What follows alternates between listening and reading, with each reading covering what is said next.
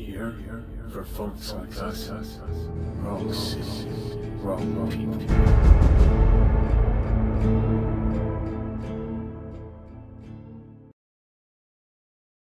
And welcome back to the channel, everybody. Aesop Grim here. This is the continuation of my Shadow Priest playthrough. My Alliance Shadow Priest here for TBC. Today, I am planning on getting in touch with the Organized Chaos Guild and joining up. So we'll see how that goes. And I'm probably not gonna record any of that. You know, I don't want to be recording while I'm trying to get to know people. You know what I mean?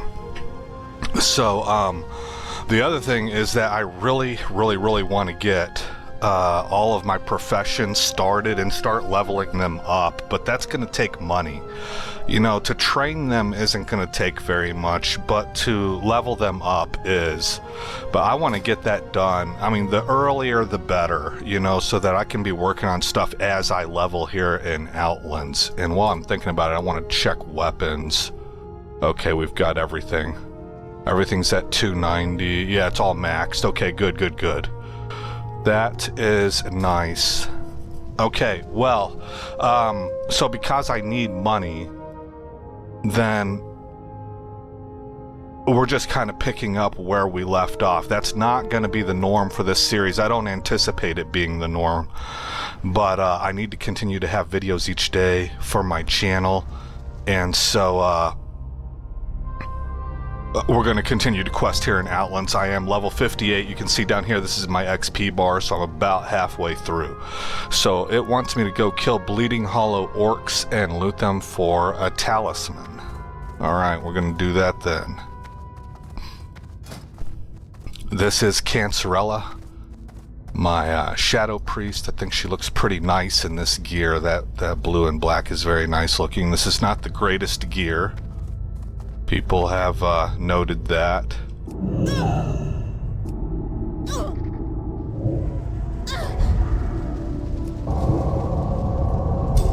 Oh, nice. How in danger are we? Okay, we're fine. Oh, I got a little bit too quick on the mind flay there. Not mana efficient. We can throw in a mind blast now and finish them off.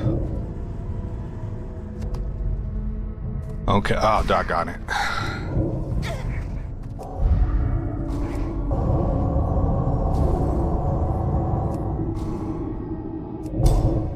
Did I get it off? I did.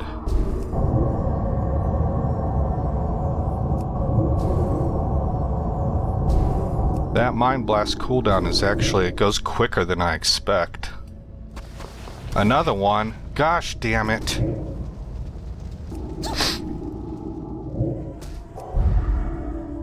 Cease thy faggotry.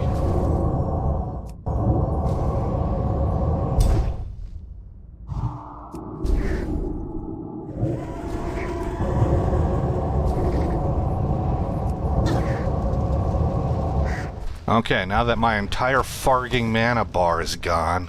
Oh my flipping gosh. Am I stuck in a loop here? Time to zoom out, see if these things are spawning on top of me. Oh, we're out of mana. This has got to be... There might be a respawn happening.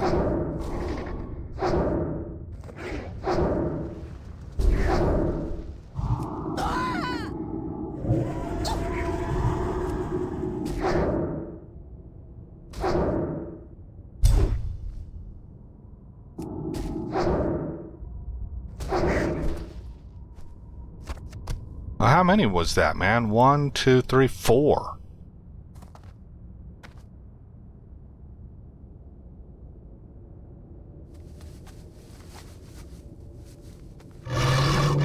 Alright. Can I farging run the gauntlet here? Shite. What to do? I'm gonna back the F out, man. Just get around the entire vulture thing here.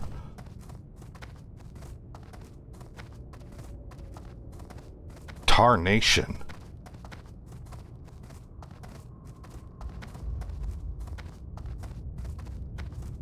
You guys should know that as I discussed in the last episode, I really try not to curse, and using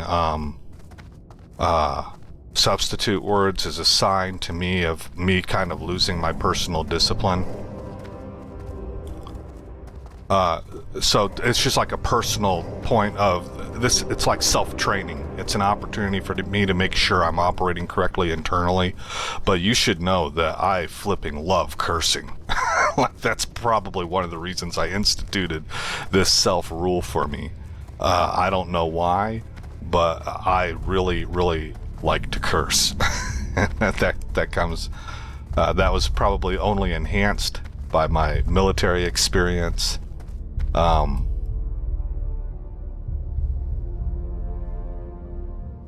But I was that way before I entered the military, so it wasn't the military's fault.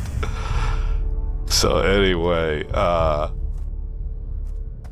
you know, when it comes to the use of adjectives and stuff, I really, really like to, I like curse words as modifiers and ways to amplify emotion and really convey not only what you're saying, but how you're saying it, how you're feeling when you're saying it. And it's to the point that I'm like, man, I might need to get a handle on this. All right, let's zoom back into Cancerella here.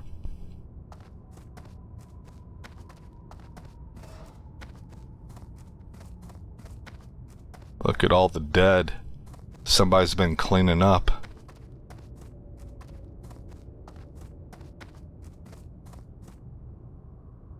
I don't really want to have to fight dogs if I don't have to.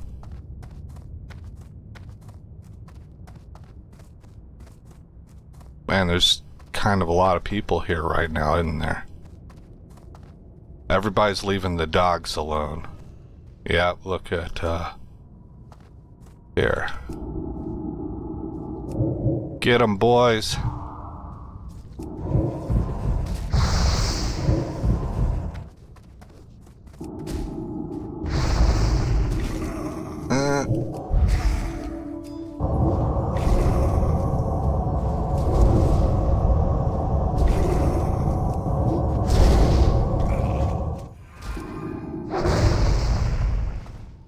I barely survived that. I need to get that vampiric embrace going again. Alright, we got some hunters in here. There's not really too many people I can attack that don't have pets of some sort.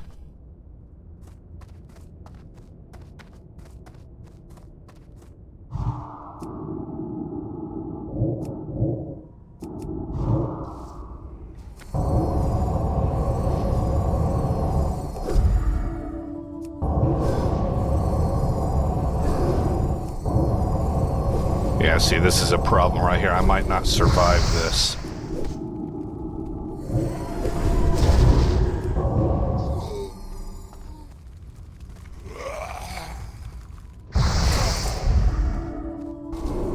Why am I slowed down? It must have been a spell. Okay, there's our first death. Come to Outlands, die. It is going to be a tough slog from 58 to 60.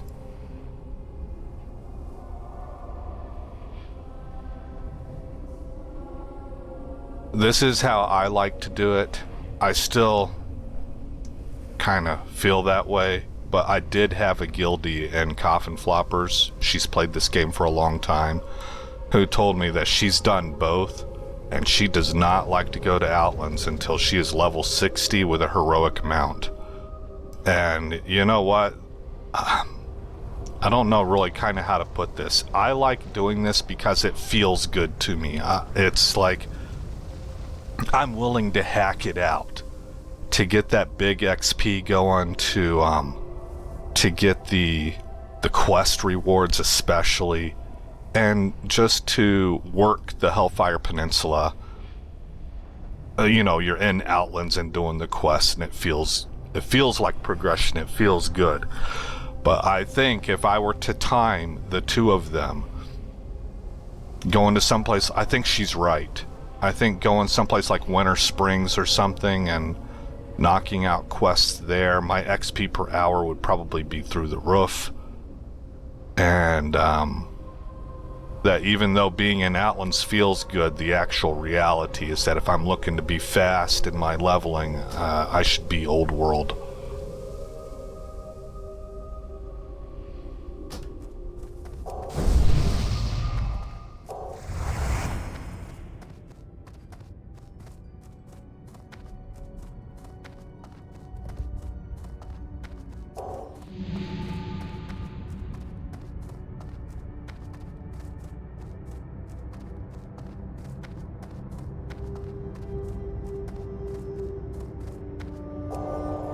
Whoa, whoa, whoa. Shadow form. Maybe we should drink.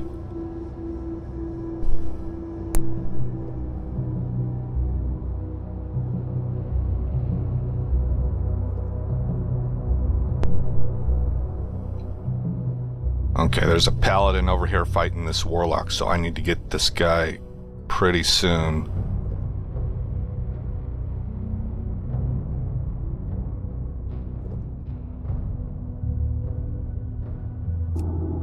Good enough.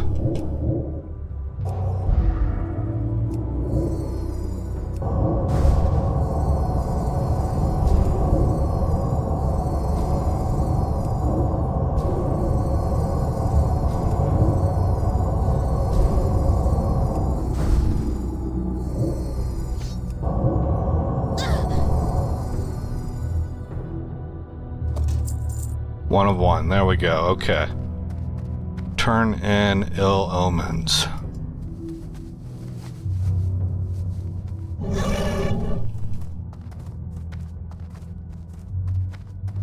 $150 away. There's not really a good way around any of this. It's all screened off. I've got an aggro ring the size of Texas.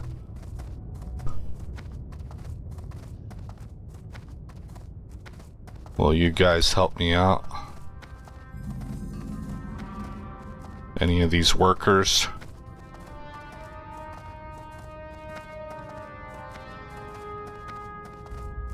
Okay, we ditched the aggro. How are ya? See you soon.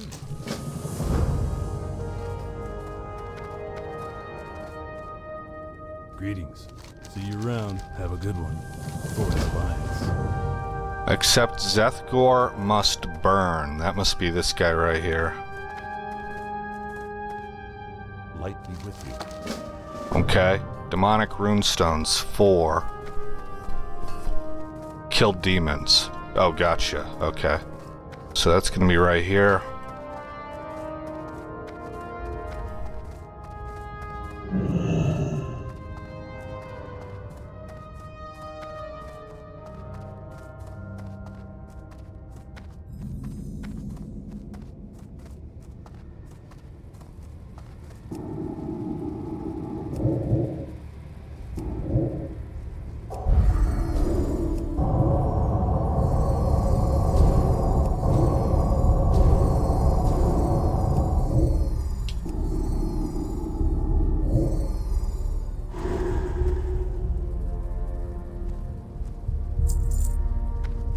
How much mana does it cost? 26 mana. That's pretty cheap. Okay.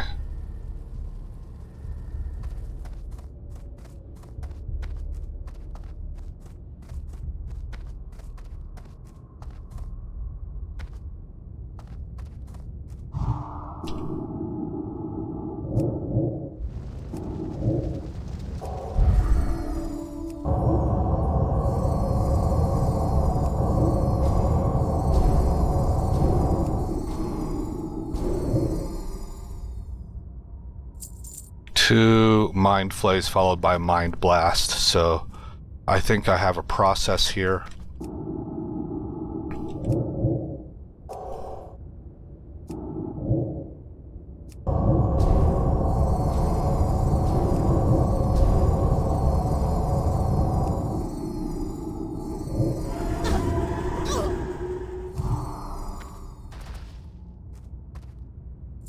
Oh, that must be like a living flame, because it tracked me.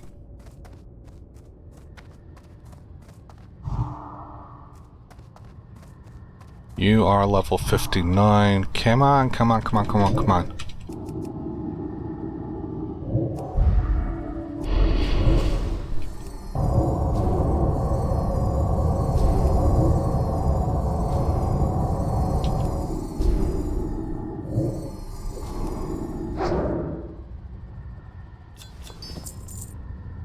Okay, there's a rune stone.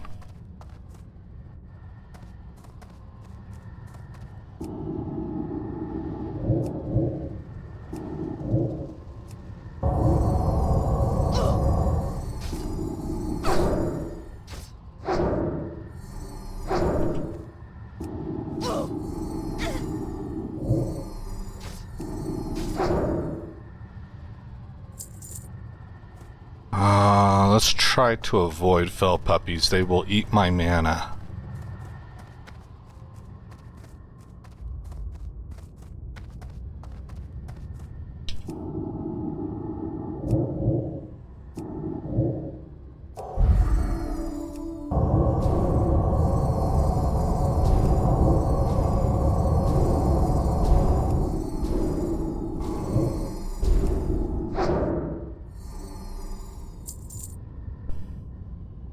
Okay, time to drink again.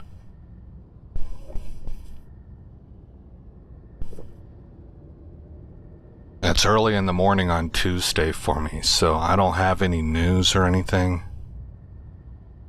You know what? I did listen to a TikTok video though. Well, it was on X. I don't really go on TikTok, but it was an Iranian American saying that they're pretty sure. Let's see if we can get away. I don't want to mess with the fellhounds.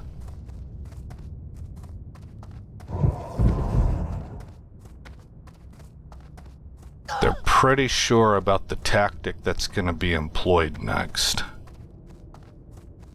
And what they've noted is that there are dozens and dozens of pictures coming out of all the dead that the IRGC killed in the past few weeks. Remember that Iran has killed 43,000 protesters and who they believe are dissidents. You know, I'm sure they have secret police and stuff like that. Just in the past like 3 weeks, prior to US strikes. And but that all of these photos they're only men. And apparently there is historical precedent, a methodology employed by Iran and I would venture to say others in that region, where what she's saying is that they believe that all of the bodies of the women and children have been stored in a location for future use. Well, what do you mean future use? They're dead. Yeah, they're being preserved so that whenever ground forces, whether it's US ground forces or Israeli or whoever, or maybe even anything that would have Western backing, primarily to do with US and Israel, I would guess, come in and attack, or even if it's not ground forces and it's instead, this guy's making life difficult, it's instead airstrikes on targets that are human shielded, like a school that's not really a school. There's no kids there. It houses munitions. Well, what they'll do is the US will attack that school. Iran baited us into it because that's why they use that strategy, right? We attack their munitions. It kind of puts us in a lose-lose situation. Do we want to get rid of the munitions? Yes. But it's going to come at a cost, and the cost is in PR. Because what they'll do is they'll take some of those bodies of the kids and some of the women to lampoon them as teachers and students, and show the world that the U.S. is killing women and children. This will work like catnip for the left, because the left doesn't really have any guiding principle. I've talked about this many, many times. They don't really care what truth is. They just want to get Trump. So they're willing to use whatever. But because they're so emotional based, they'll actually rabidly believe it, right? And it builds pressure of popular sentiment turning against America for further strikes. It builds political pressure, right? Now, Trump is in his last term. I don't know how much that tactic's gonna work. But she said, be prepared, this is coming. This is what they do. They've done it in the past. We're not seeing any pictures of women and children in these photos that are being released right now. It's all men, and we think we know why. So, let's see. I think we can hit this guy here.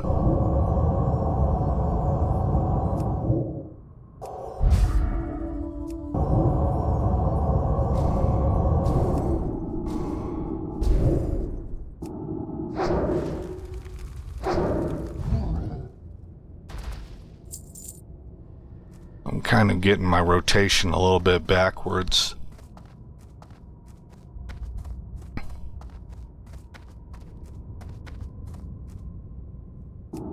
Oh, that was a fast respawn.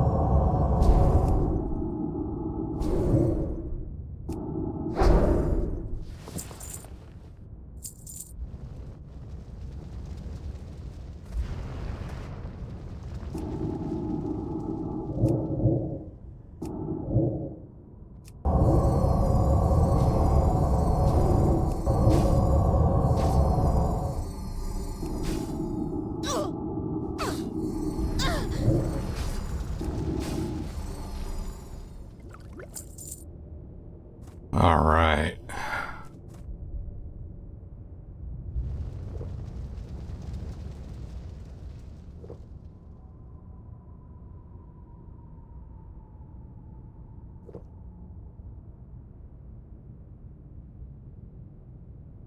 Now we have a segment of MAGA that is also pretty strongly against this intervention. Because one, their vision of America first means that we only solve the problems within our borders and we don't look with any vision to threats from without. I can understand that position. I think Steve Bannon holds this position, so these are not dumb people. I don't agree with it. Let's see if we can get away from this guy. Oh, is that gonna work? Yeah, it did work on demons. That I'm surprised. I might see it as true in a lot of situations. Like, I don't think I would want to... If I had it to do over again, George W. Bush's war on Iraq, I don't think I would have opted for that. I would rather spend that money and those resources on solving issues in America. But when it comes to Trump, I really trust Trump, and that he always has America's interests at heart, and I think he's going after the international cabal group that works through NGOs and financing to destroy us from within. I think he's taken those people out. I think that everything you're seeing in Iran and Venezuela is all tied together. I think that these are the main places. I think Cuba's a part of that also. That stuff has been funneled to China and Russia. I don't really see Russia as being a super big threat to us, except that it's almost like they're forced to be. Because the way that the world is and who their allies are right now. I don't really know. That's just me guessing. I just look at Russia and I don't really see a boogeyman. I think they're different than the Soviet Union. But they are nevertheless opposed to the West. They see us, and I understand why, as a cancer, a cultural cancer. Because our deep state and our leftism does that. And so they're going to do everything they can to keep themselves clear of us. Which includes softening us up, I would assume, from within, keeping us busy with putting out fires within our borders. So I think that Trump has these things in mind, and that he's going after the sources that cause this problem.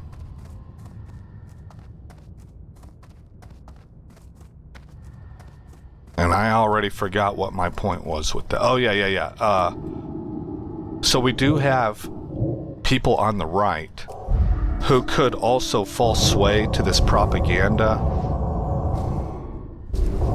But I don't see them as embracing it as... Oh man, look, we got convergence. Let's head out this way. We almost got there. That was about to be a three-prong attack.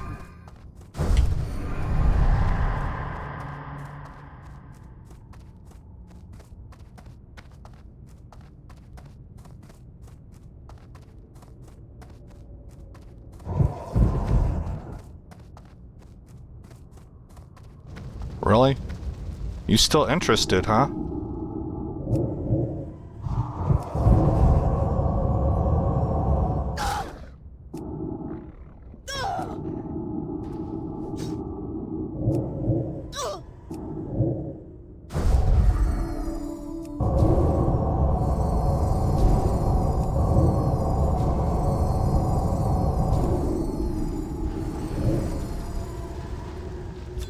Okay, that worked out for me. I don't see them as being... as believing the propaganda as much. Like, it's hard for me to see them taking the tact of, holy smokes, US troops are killing women and children. I think that their complaint will be based on something else. It'll just stay the same. Like, we shouldn't be over there. It's not our business. A lot of them see it as Israel pulling the strings. I don't know quite what to make of that. Hold on.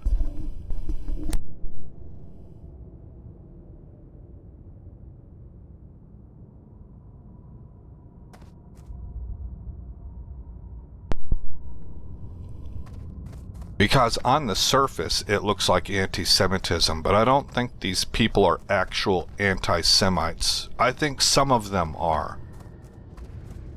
But most of them, I think they just see an influence operation by Israel, which I believe is there. And they're ready to just cut all ties. They can't tell who the good guys are, who the bad guys are.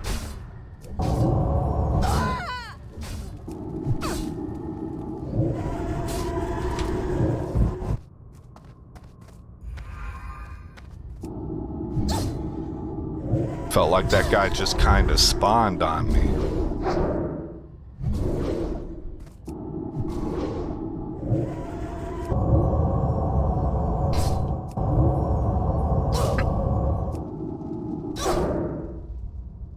I think that guy's gonna kill me if I'm not careful.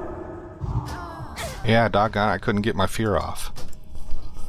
Did I hit the right button? Oh, no, I didn't. I tried to mind control. Alright. Yeah, it felt like there's like maybe a little bit of hyper spawn in that area. So, I think they're, like, for instance, I don't believe that Tucker Carlson is anti-Semitic. I just think he notices that there's an awful lot of quiet negotiation, arm twisting, usually not arm twisting. That's not Israel's first go-to. You might call it seduction. I mean, to me, they're very smart and clever people. I don't even want to paint what they're doing as evil. Like, everybody is looking out for their own nation. Now, there are some things that Israel does that I think, if I'm right about what they're guilty of, that's evil. So they have their sides also. But most of these people, I don't think they're actually anti-Semites. I think what they have is they have absolutely zero trust. The trust factor has been completely and totally depleted. They don't know who the bad guys are, who the good guys are. So the best thing is for America is to just cut ties completely. Hey man, your country is your responsibility. Best of luck to you. I don't want to stand in your way, neither do I want to help you out. That's not me saying that I hate you because of your bloodlines, right? And I hate whenever Jews jump to that because I think it robs them of credibility. You know, it just smacks of racism, racism, racism. You know, the thing that we've seen used over and over and over again in America. This is rapidly becoming the wrong way, like the opposite of what you want to do. If you're trying to convince people, it's becoming something that actually makes you more sus.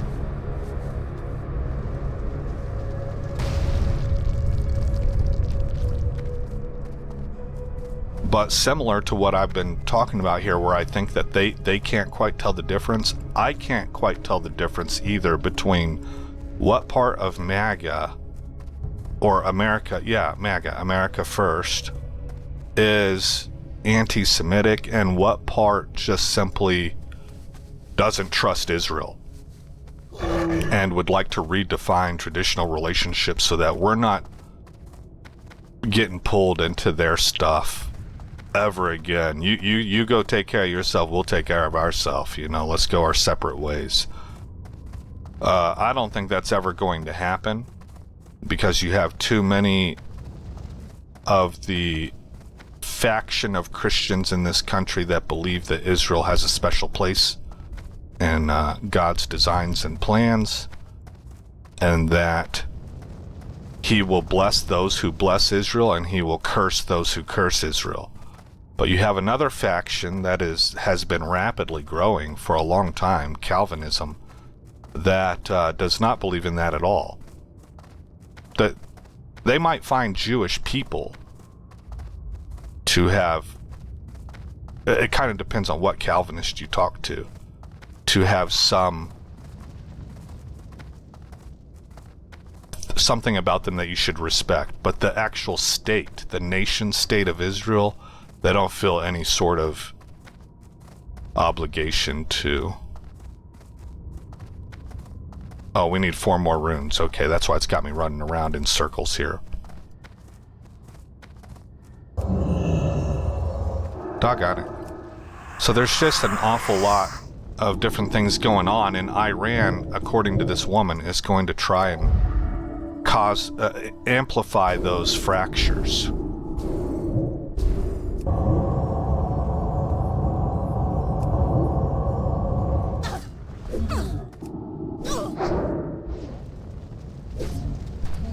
So that by popular demand, U.S. strikes are canceled. So I think we should be on the lookout for that. Oh, you had to run? No, you're still fighting. Okay. I want to get this guy tagged right here. There we go.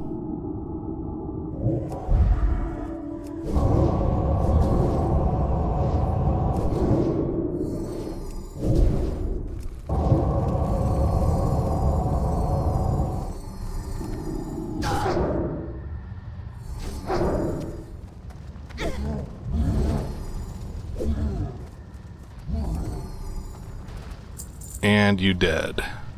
Alright, that took a lot out of me, though. Let's maybe eat some baked salmon.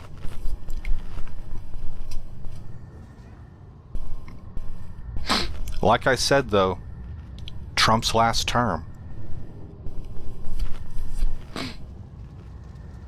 Now, he is going to care a little bit about whether or not we're setting things up.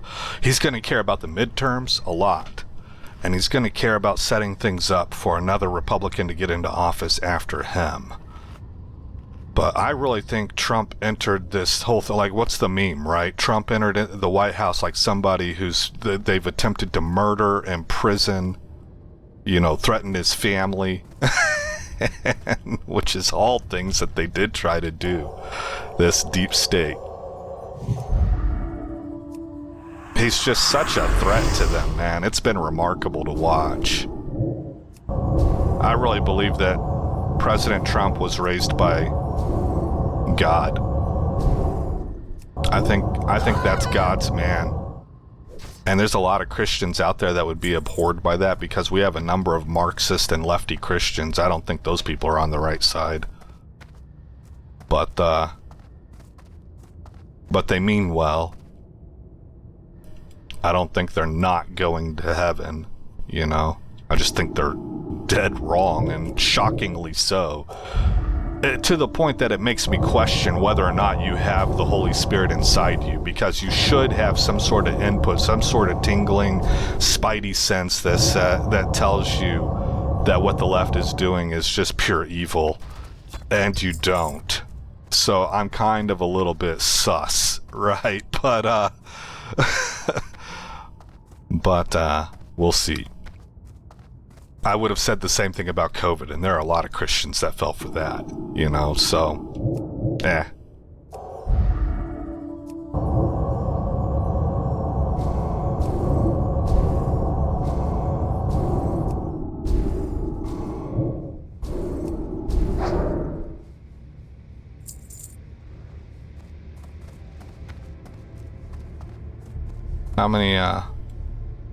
How many stones do I have now? I have 1.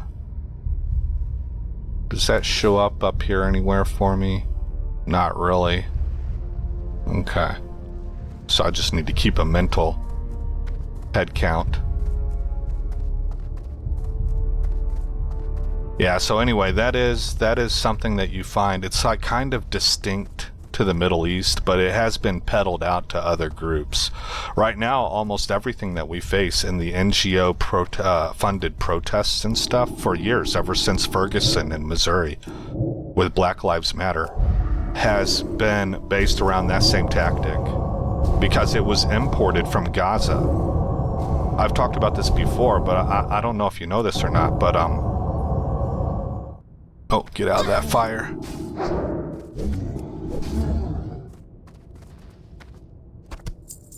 But as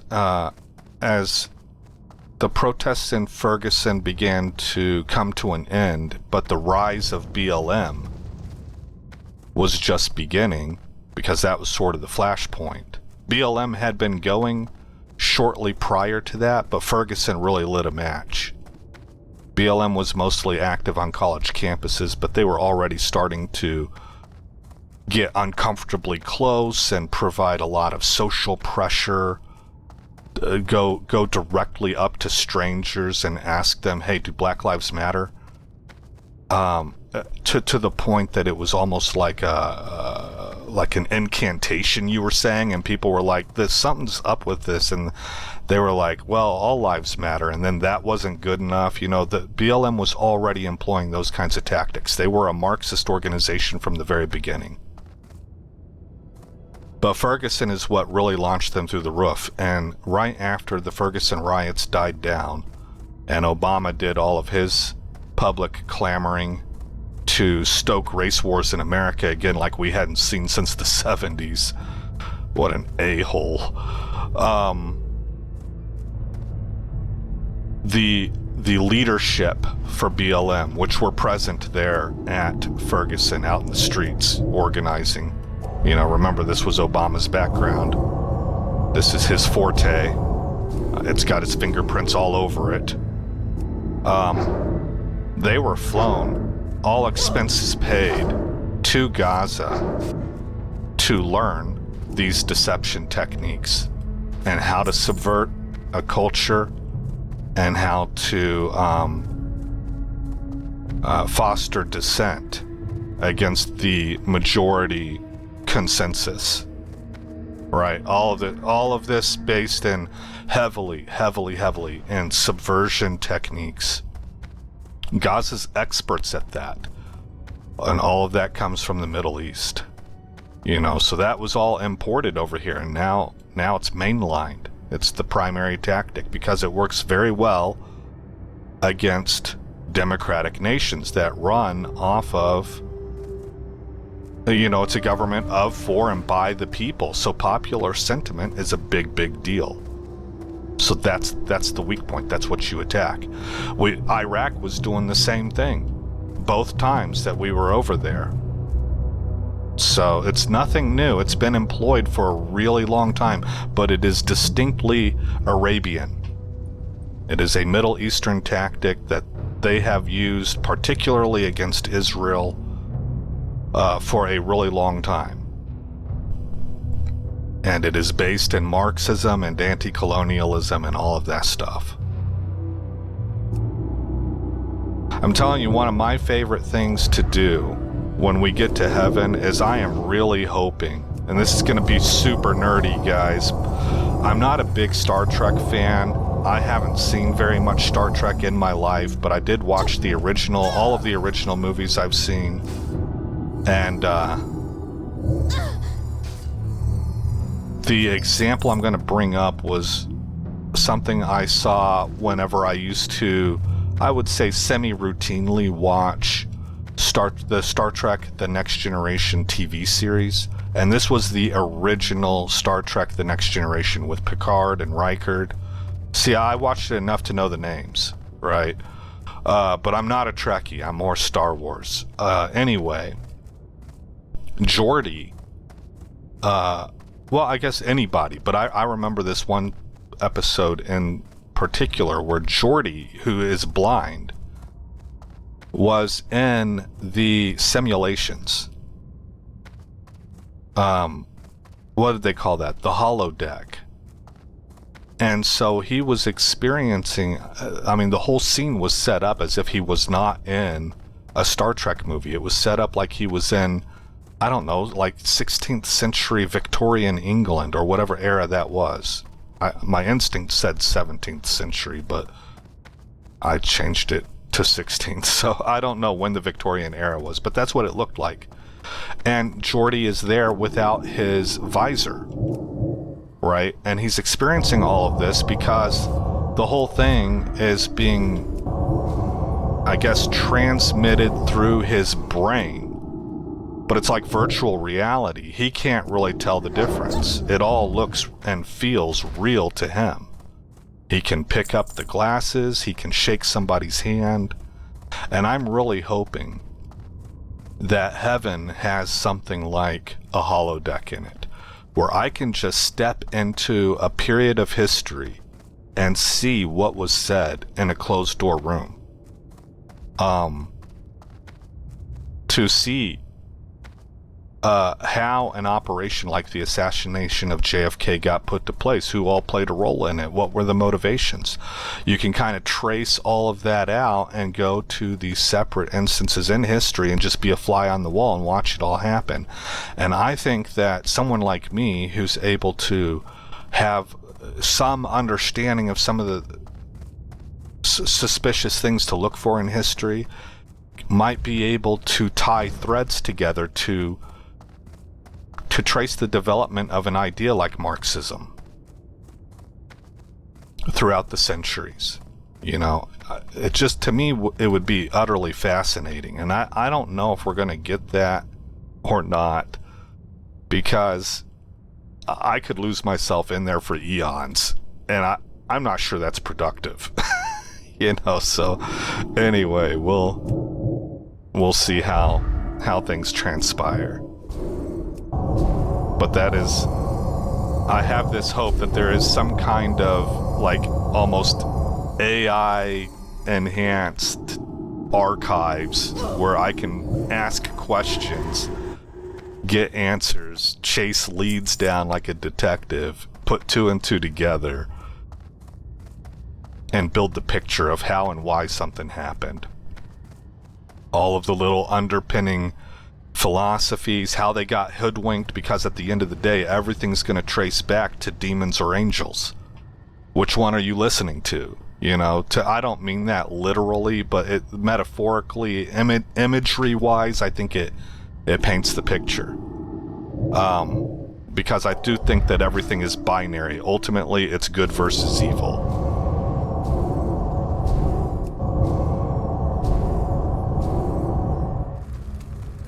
Oh my gosh.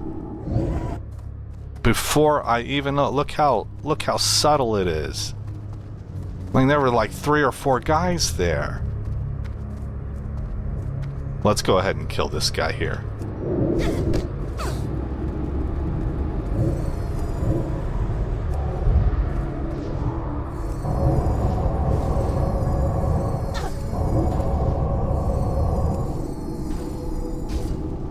Oh no!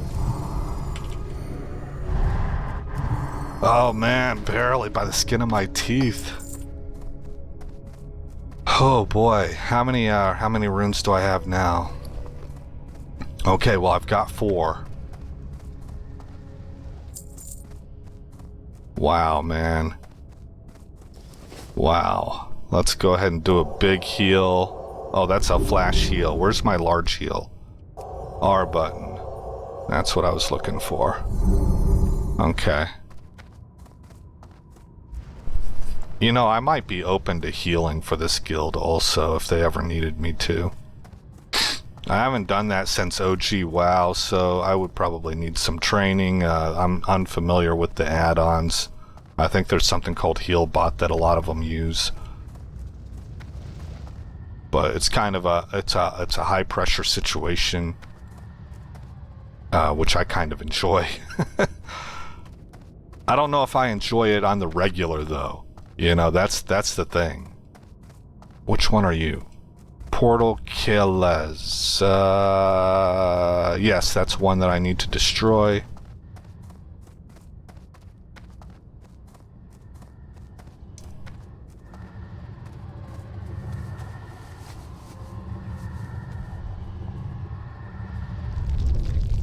How's my XP per hour now? 32,000. That's kind of eh. A little bit eh.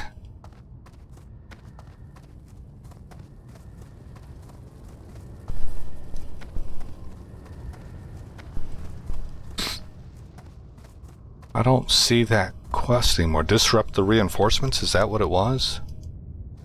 Oh. Yes, it was. Well, okay, what are we doing now? Turn in disrupt, okay. We're 150 yards away, roughly. Hey, mount up. Time to regulate.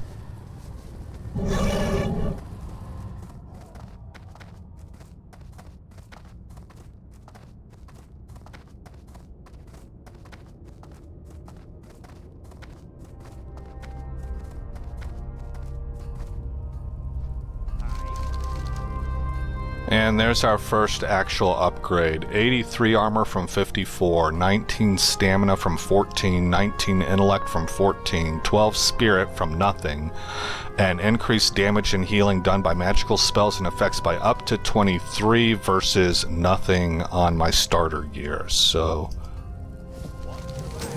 happy about that. Let's see what it looks like. How does she look? Yeah, I like it. She looks good. Alright. Oh, there's a cowl here. Oh, wait, that's the starter gear one. Okay. What now? Talk to Wing Commander, start a bombing run. Okay, so let's get off our mount. What's on your mind? Safe travels. And this is a vital mission. It's I need this, so I gotta get that from somebody here. Is it you that offers it? Oh, that's who I have to talk to. Okay. Gateway Shadraz and Gateway Merketh. See, these are fun missions, man. I remember doing this for the first time back in the day. It's you know, it really gave you a sense that you were part of a campaign, a war. Knocking out strategic targets. Did I toss it? Yes, I did. Okay. 4, 3, 2, 1, 0. Okay, now we're coming up over here, I would imagine. Shoot. Need to change my vector. Go ahead and pitch it. There it goes. Being Air Force, I kind of really love this too. It aligns. Like in that case right there, I actually saw the munition falling down. That was cool. Alright, we're done. Simple enough.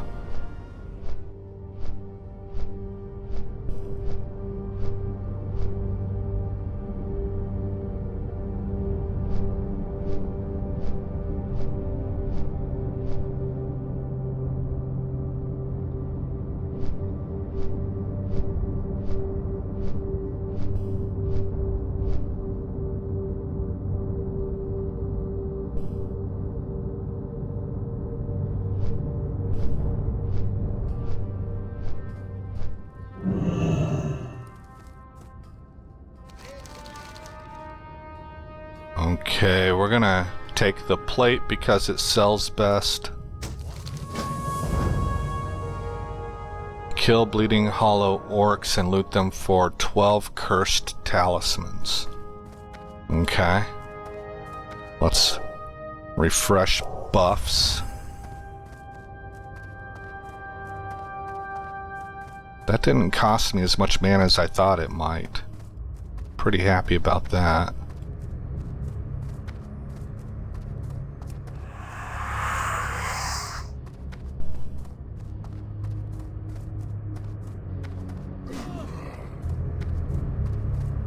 Up this way. Mind blast this dude.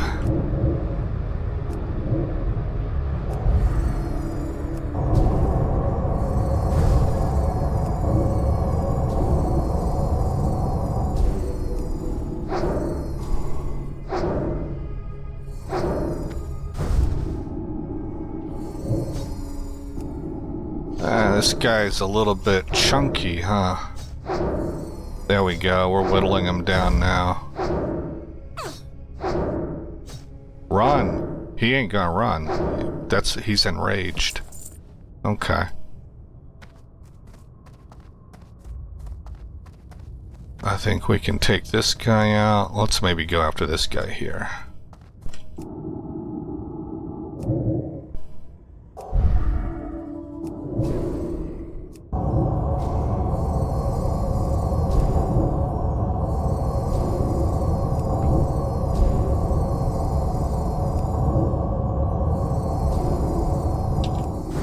Quadrupled. Man. That's a lot of health.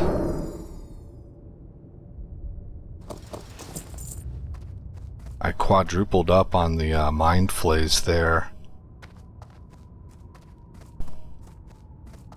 Oh, here we go.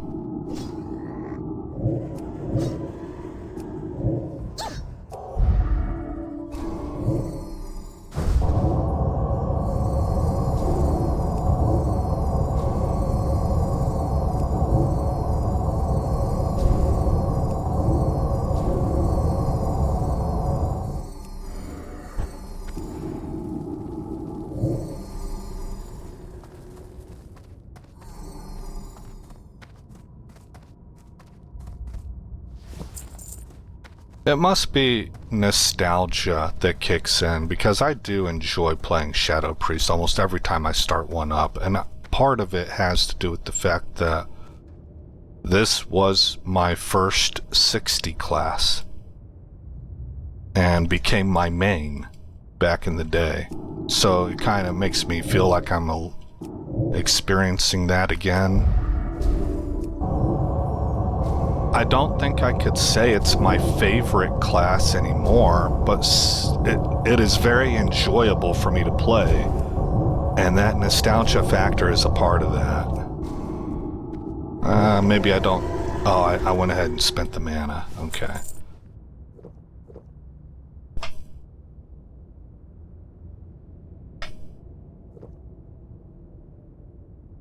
I don't know what my favorite class would be, though, guys. I have to play them all again. So far, I've played Paladin to level 60 in SOD, and I have played Hunter to level 70. That's Trump Mugshot. That's my main here for TBC. I have leveled a Druid to level 45, but really I need to play with a character in raid environments to really know. But back in SOD, I had a level 60 Shadow Priest that I brought to raid, and I had fun.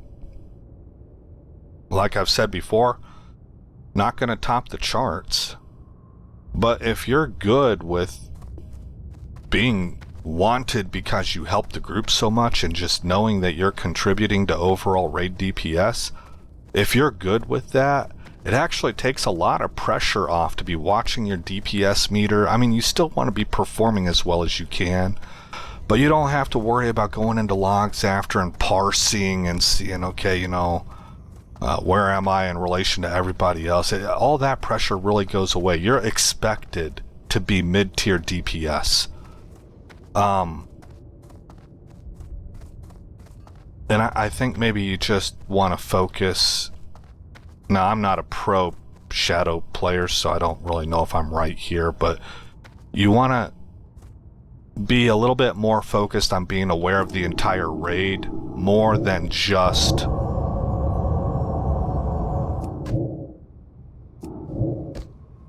trying to pump. So, you know, popping out of shadow form to throw an emergency heal on the tank, or not very often, but occasionally using a fear, maybe. I kind of really doubt that. That's sort of a raid no-no. But I'm trying to think of things that would be utility-driven.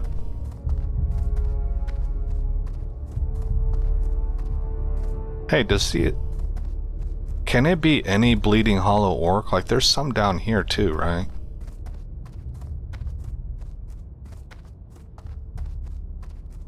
Yeah. Yeah, okay, so we don't have to stay up there. That place can be a trap.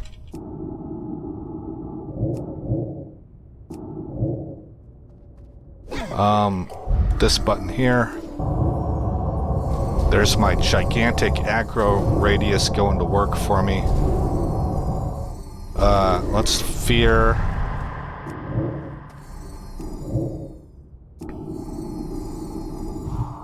I missed him. Let's put a Mind Blast on this dude, see if we can end him. We want a Mind Flay here. I was slow on the uptake there. I'm still learning this stuff. Or relearning it. Mind Blast.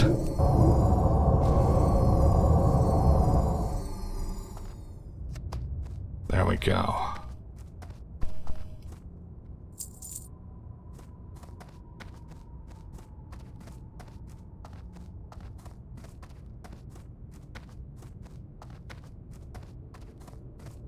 Man, I'm really already down to 3 minutes on this power word Fortitude. That's stunning.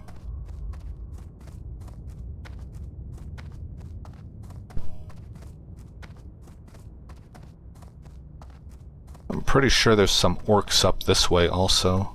Here.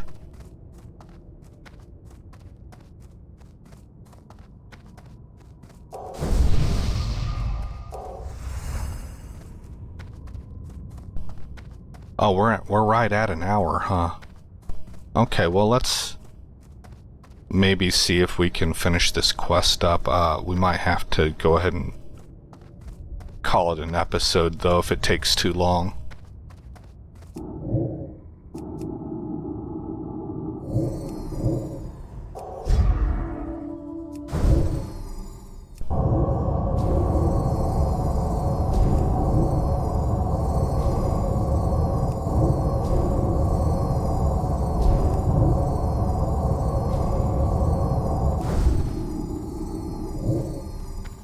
Let's get away from that aggro ring. Probably backing off into somebody, though.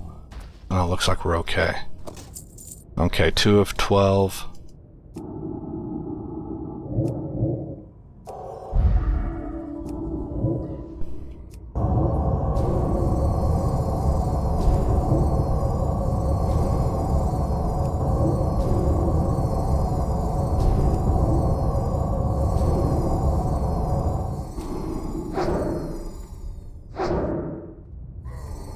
That went pretty well. 551 XP.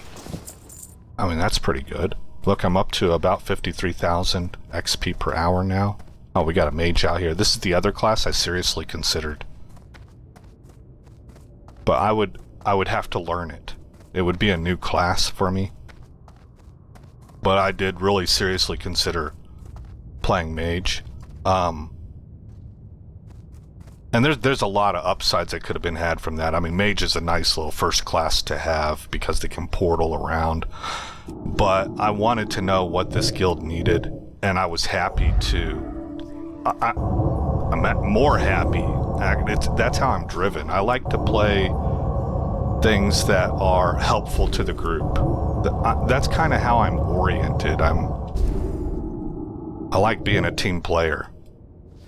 I'm not generally motivated by my own success, but I am highly motivated for the team's success. So a lot of times, for me to just get things done in life, I have to find, I call it external motivation. I have to look for how my actions might impact others. And then that's whenever I get motivated to go do something. I don't know, it's kind of weird, but I assume I'm not the only one on the planet that's like that. Man, she looks cool, too. I mean, she's a little bit scantily clad on the legs, but that's WoW for you. And to me, it fits the mage motif, you know? Especially if you look at things like, what is it, like, The Witcher? Where mages absolutely use seduction. Like, they use spells to give them charm and make them look appealing in order to achieve their own ends, right? And to impact kings and steer them in directions of peace for the realm. Stuff like that, right? And whenever you deal in the realm of magic and you have things like shields that you can cast, you don't need armor.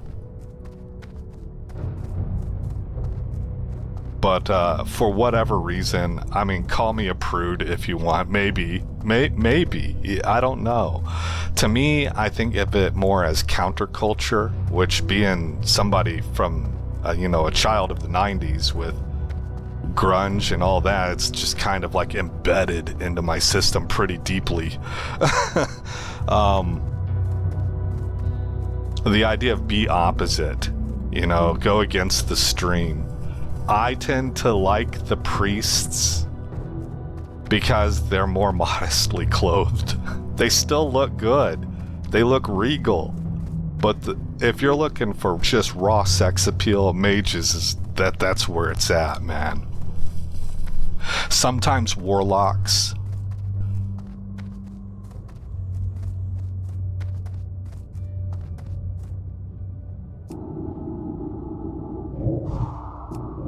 I would be really tempted to play warlock. I had a warlock level 60 back in the day named Spit for Spite. That was another name I actually considered really strongly here. But I decided at the end of the day that I had my names flipped. And that my warlock, if I ever make one,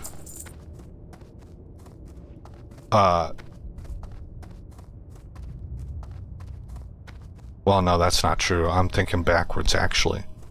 Because I was thinking like my warlock should be named Cancerella if I ever made a female warlock. And so I was gonna name my priest Spit for Spite. But, after thinking about it some more, the more I thought about it, the more I thought, you know, a shadow priest, that's like a twisted priest. And, Cancerella, like, I think these words are interchangeable. I could see them being played for either or class. But warlocks I see as being sort of like embittered and angry at the world. Like they're really truly sinister, that, you know, they want to put the curses on you that slowly, they don't just kill you, they kill you real slow and with a lot of venom.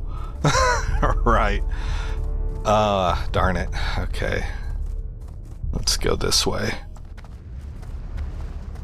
So I decided to keep Spit for Spite as the name I would use for a warlock and go with Cancerella for the sort of like corrupted priest idea. I don't know. Should I think of it as corrupted? Could it just be like a war priest? I think it could be that, the more I think about it. Because typically, you know, being Western civilization, this is going to be based around Christian theology usually. But when you think priest, you think peacekeepers, right? But you could have like the style of the Jedi peacekeepers. Now, peace through superior firepower.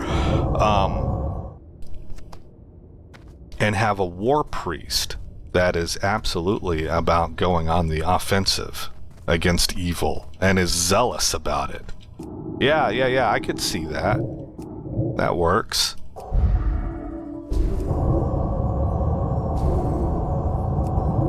But not vindictive. See, vindictive I think actually the more I think about it, the more Jedi are like a good parallel. The reasons that you do something are just as important as what you're doing. And so you don't want to be vindictive. That leads to the dark side. You do want to have controlled aggression, and you want to out-aggress your opponent. But everything has to constantly be in a state of under control, right? Otherwise, you are getting into the dark side. So, anyway, this is all stuff so Spit for Spite doesn't really work. I don't know that Cancerella does either. Cancerella's more like, that fits better for the motif of a, corrupted priest, in my opinion. But that's what I named her, and there's no takebacks. I paid $60 for this character to be level 58. So it is what it is. And I think Cancerella is not a bad name at all. But getting back to what I started this with, I would play Warlock if Affliction wasn't a sub-spec, like just so clear-cut substandard compared to Destruction, and B, didn't require actually more skill. The stronger, more powerful spec is by far easier. By far. With Affliction, you gotta read up on dots and snapshotting and not overwriting and, you know, things like that.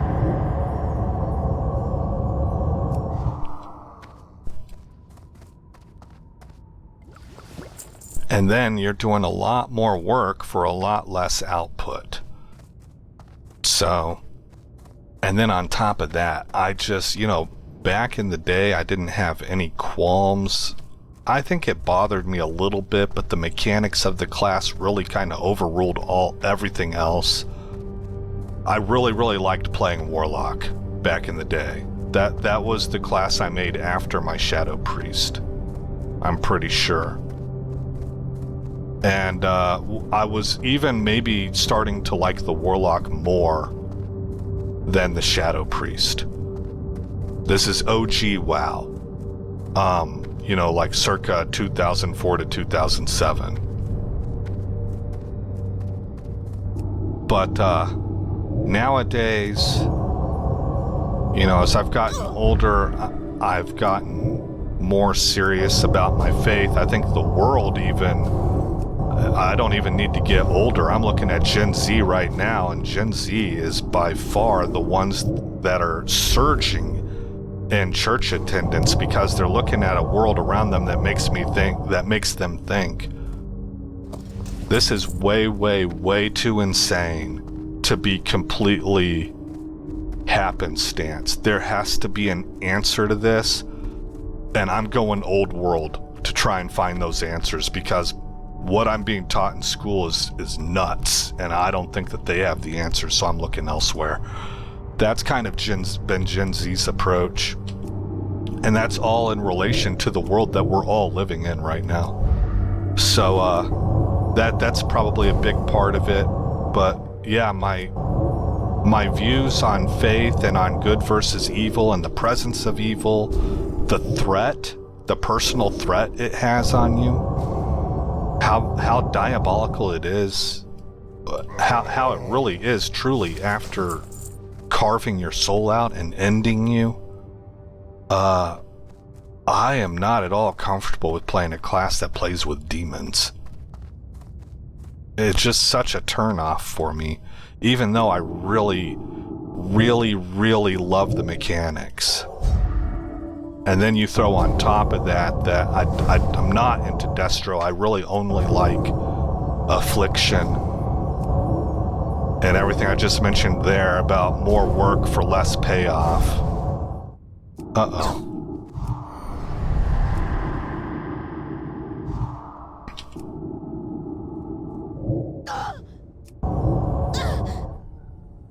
Alright, let's get out of here.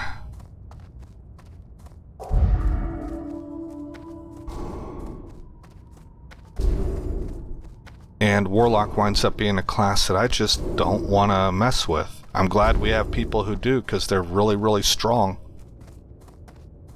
But for me, it gives me the creepy crawlies. And I kind of feel like it's a little bit like gas, because I'll play it for a while and I will run into stuff and I'm like, oh man, that shiznit don't feel good at all. But then that starts to kind of fade away from me, and I'm like, that sends off a warning signal in my head, because that's how gas operates. You smell it and you're like, oh, that's a problem. And then if you ignore it, you don't smell it anymore. But it's still there and you're getting got. You know, so Warlock is not something I really want to really dive into. I say that right now. Who knows what happens in the future, because I do really like the class. That's the problem. But right now, one of the things that's really making sure that I stay away from it is that I really only like Affliction, and it's more work for less payoff. I don't like Destruction at all. To me, if I wanted to play Destruction, I should just play a mage.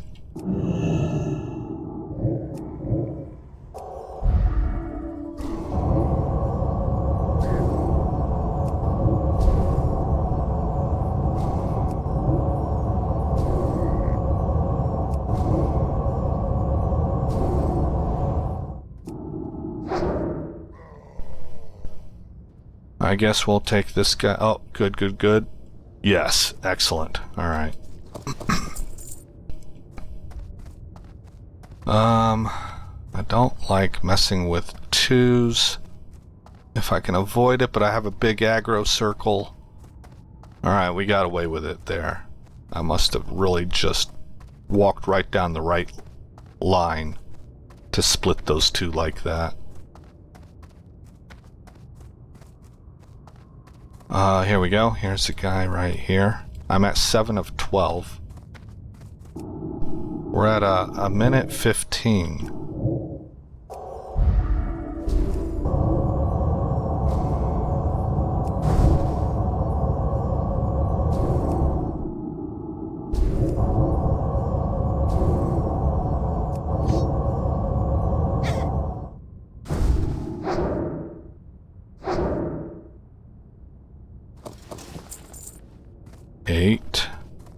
Another... oh, that's actually an orc.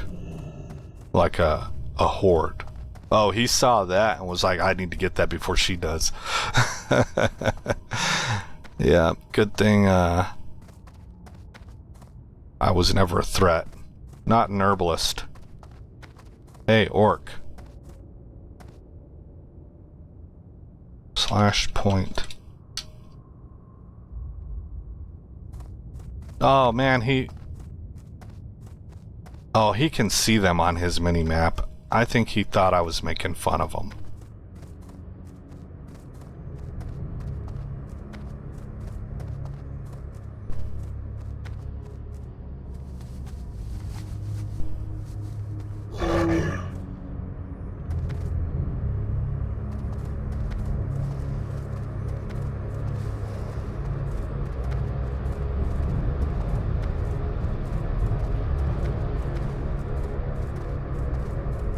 Okay.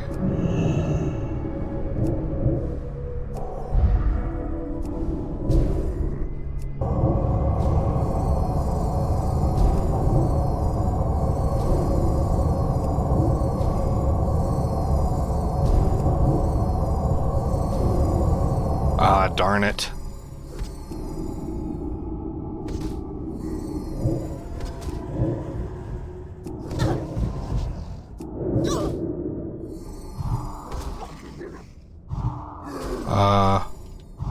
Oh, it's already on him. Okay.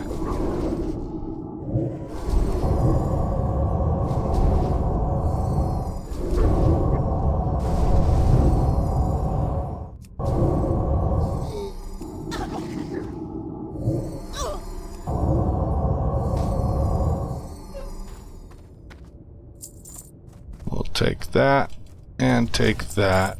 All right, 9 of 12. Closing in. Let's get this guy right here.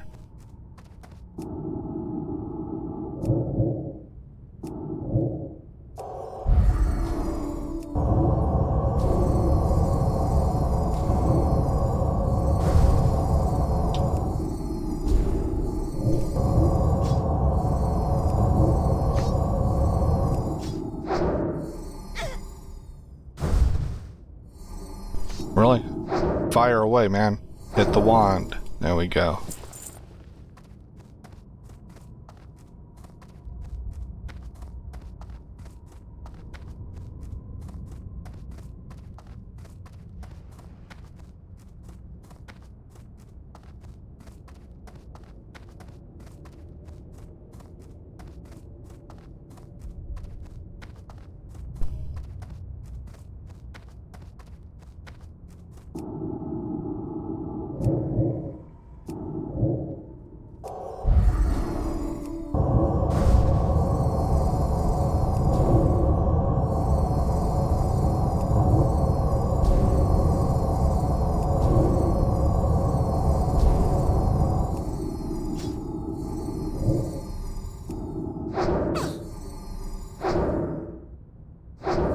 All right.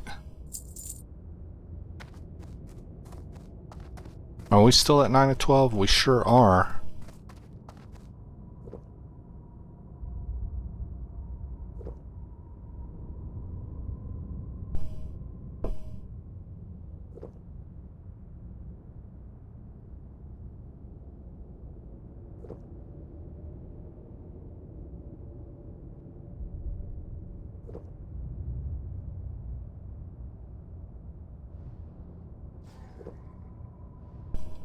There go all my targets from that mage. I guess I'm gonna have to take this guy down here.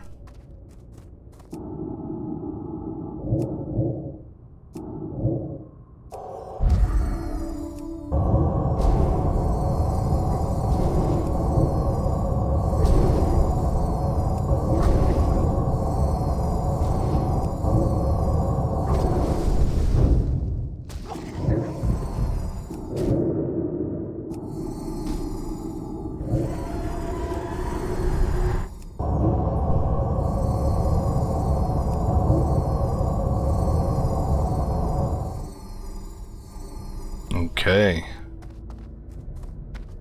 Another fight ended at full health.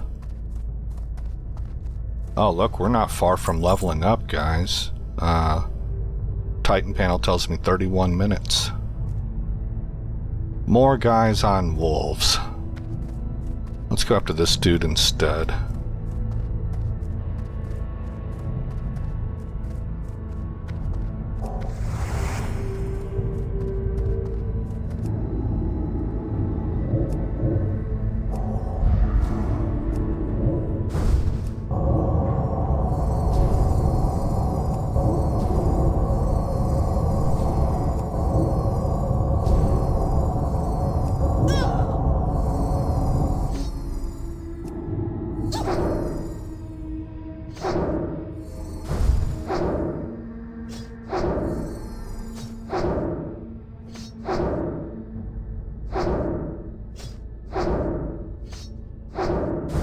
Uh-oh. Okay.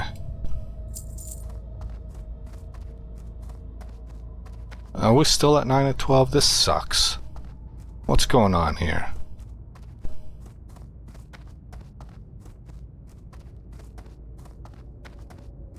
Let's mount up.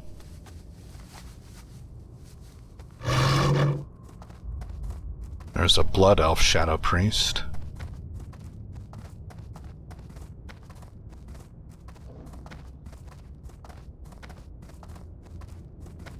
We don't get along.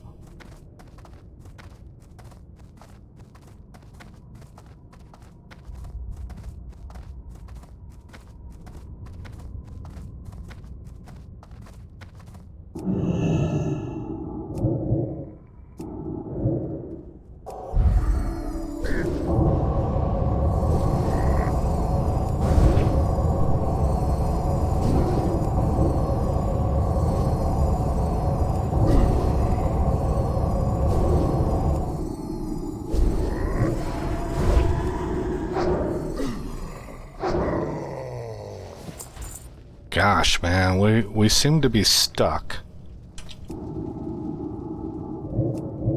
Sometimes whenever I feel like this is happening too much, I actually log out completely, and I log back in.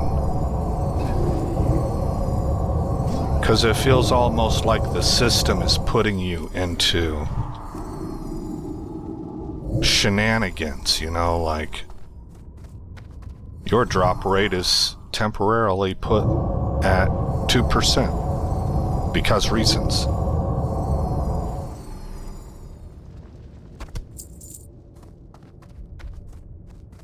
Alright, well, I think that's probably what I'm going to do, because I've been stuck at 9 of 12 for a long time. We're going to go ahead and end this episode right here at just about an hour and a half. I don't want to really go too much past that. So again, I am Aesop Grim. Thank you for coming by the channel. I hope you like what you saw. More importantly, I hope all is well in your neck of the woods. And I'll see you in the next episode, where this story continues.